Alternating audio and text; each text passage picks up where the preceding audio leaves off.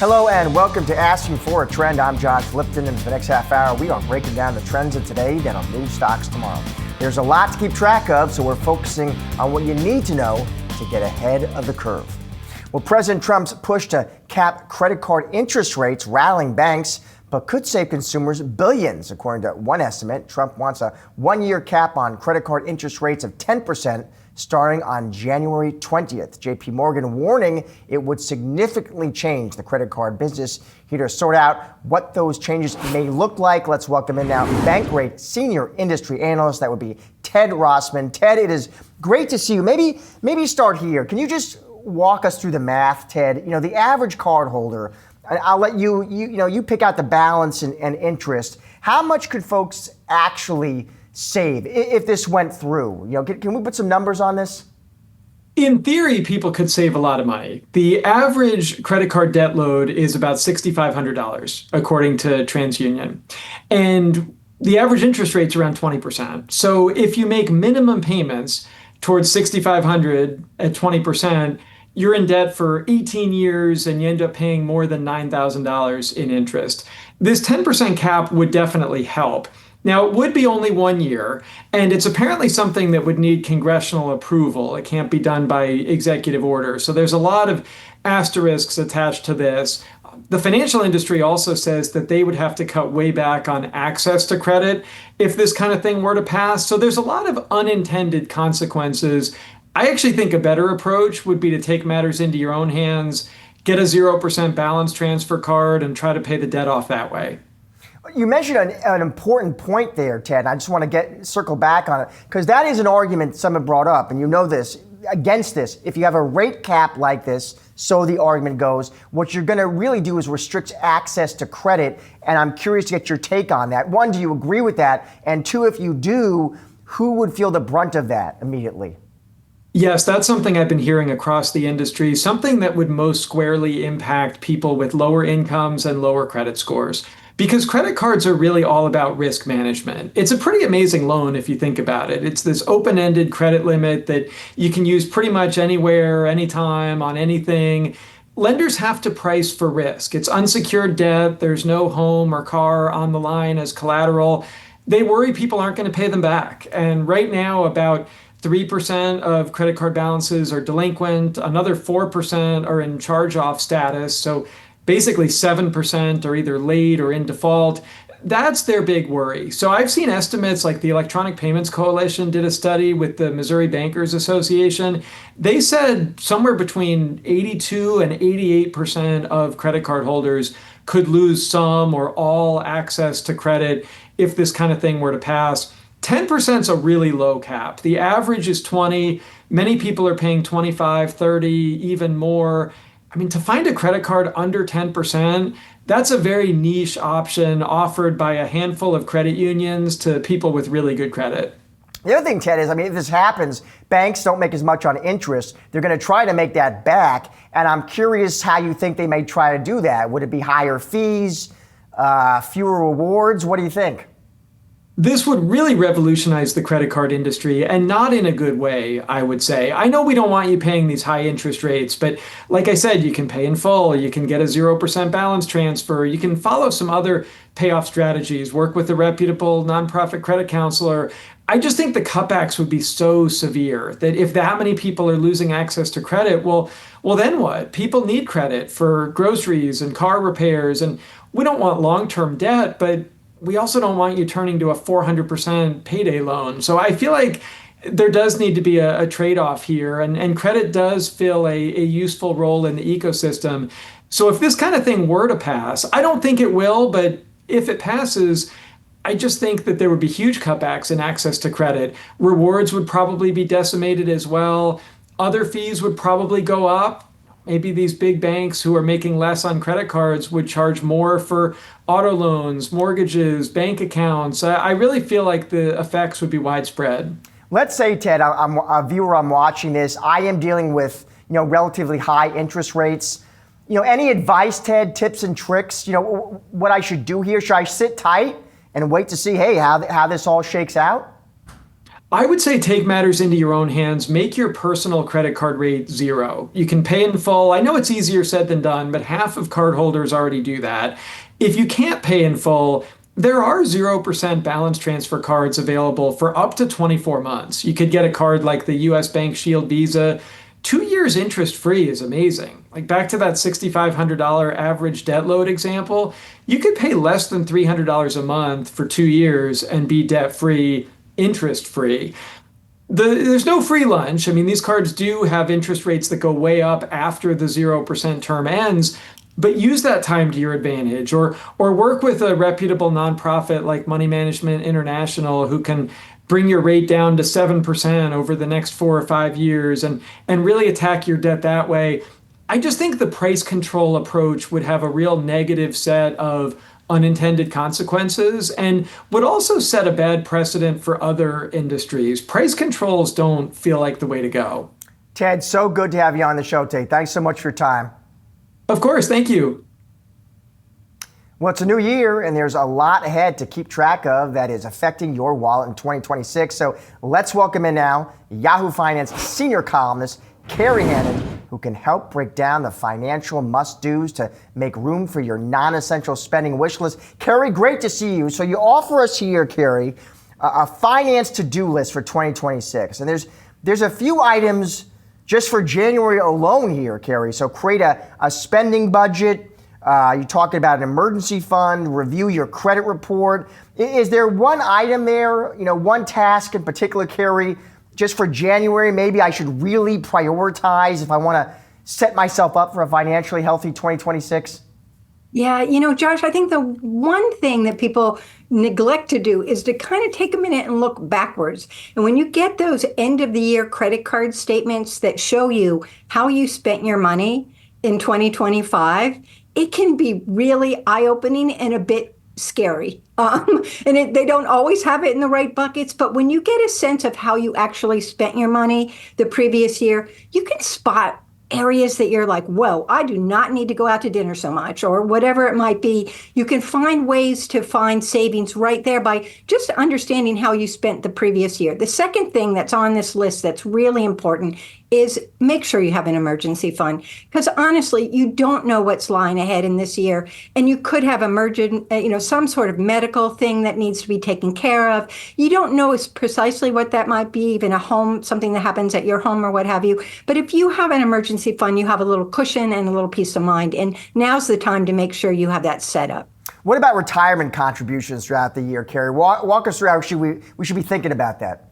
Yeah, I'm a big fan of doing what most employers allow us to do if you're lucky to have an employer-provided plan, which is regularly contribute so whether the market's up or market down, you're making your contributions on a regular basis. But if you can possibly inch that up this year, maybe you've already told your employer you want to go up 1% more, do it a little bit more. And you can actually do that anytime during the year. You can shift to how much you want to go into your retirement account. And most financial companies tell you 12 to 15%, which including your employer match of your salary is a nice number to aim for. It's hard to get that high, but give it a shot to sort of up it up, what you can contribute this year. And I think that's one financial move you'll thank yourself for. Is there any kind of budgeting mistake, Kerry, or mistakes that you see people commonly make? Yeah, I think the one thing is you forget that just this coming year, you're going to have, an expense to go to your nephew's wedding, and that's going to be traveling, and it's going to be presents, or, maybe a vacation that you have in mind, and you kind of neglect to put that into your budget because that's just this year. But those things add up, and it's really important to try early in the year to get a grip of what those sort of extra expenses just for 2026 are, and make sure you're set up to navigate those. Finally, here, maybe I'm listening to this and I'm self-employed. Any particular advice there? I'm so glad you asked that, because this is daunting. If you're self-employed, it is really difficult. So the best advice is automate, automate, automate. And what I mean by that is you need to be automating from each of the checks that you get from your clients, a percentage that's going to a high yield savings account for your quarterlies, for your estimated quarterlies for taxes for this calendar year. and set that aside so that you're prepared to make those estimated payments throughout the year on the schedule that the IRS has set up for you. And second of all, take the time to automatically save for retirement. So this is hard to do as well, but set up a SEP IRA or an IRA. And if you're lucky, maybe you have a solo 401k, but each month or each paycheck, just automate a certain percentage going straight into that account. And so you're saving for retirement, similar to how someone who is going through an employer plan, on a regular basis. So you're weathering the ups and downs. And again, Josh, another thing to remember for all retirement savers, you should stop at least one point during this year and say, am I comfortable with how my retirement savings are balanced? Should I be, just a little more risk averse? You're balanced between equities and bonds. You can make that adjustment even in your employer plan, how much, what accounts, what investments you have there. Do it with your new contributions, of course.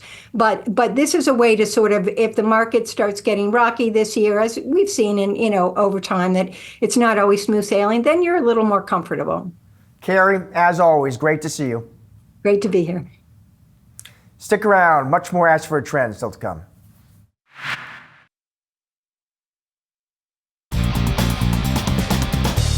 U.S. stocks continuing to pull back as investors dump tech stocks and as big bank stocks fall. Yahoo Finance's Jared Blickery joining now with the Trend Day takeaways. Jared. Thank you, Josh. We got to talk about small being actually larger than large right now. And what do I mean by that? Large cap stocks have not done well, particularly today. We see the Dow down just barely, but the NASDAQ tech has kind of flagged recently. That's down 1%. S&P 500 underwater, although I will mention, as I said at the close, the S&P 500 equal weight, where every stock gets one vote. That was up today.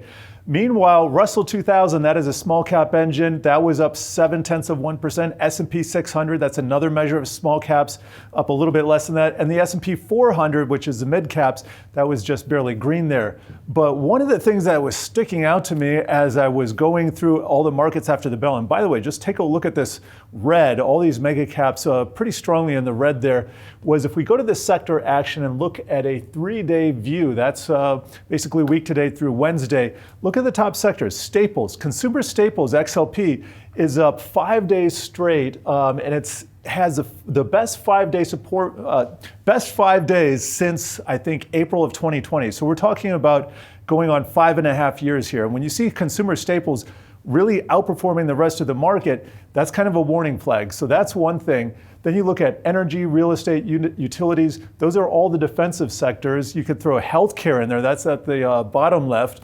And then look what's not doing well. We got consumer discretionary communication services and tech.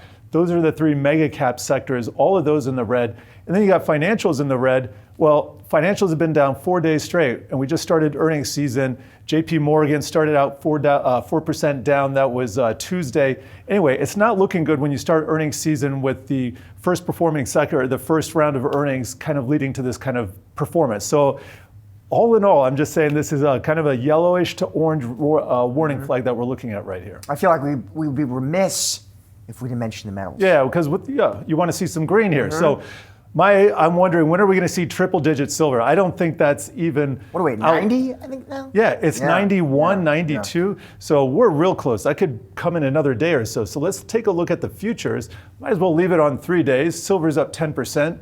Just pull up the chart right there. And let's go to a 10-day chart, because we have seen it just explode over the last few days, up 21% over this time frame. Let's go to the 1 year, where you can see it has now tripled in price, up 207%, and a lot of that just kind of going parabolic.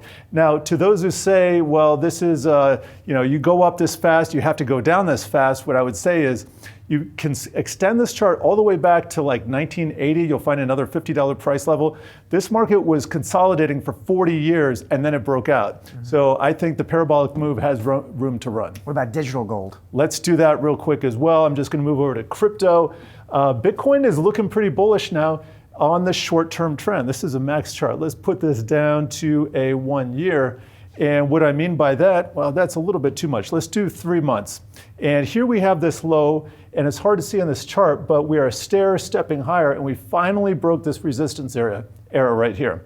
So that just means that we are in a short-term uptrend, and that can turn into a longer term uptrend, but we have to clear 110,000, and we're still a little bit of ways from that. There's all kinds of different price levels that could be resistance in there, but 110,000 is my magic price level. I still think we could come down to 75,000 and tag that, but it's looking more bullish than bearish. Finally, any big picture thoughts on this bull market of ours? Yeah, I think we got to watch earnings season real closely. Like I mentioned, the financials being down to lead things off, kind of an omen, if you will. So I'm going to be laser focused on earnings. All right, thank you, buddy. You bet. Appreciate it. Stick around. We're looking at the AI data center build out next on Asking for a Trend. There are increasing concerns around energy capacity as companies put trillions of dollars to work on AI data center buildouts. To better understand the bottlenecks and sentiment at play for the AI boom, William Blair's out with a new way to track it all. Jed Dorsheimer, William Blair Group Head of the Energy and Power Technology sector, joined Market Catalyst today to break it all down.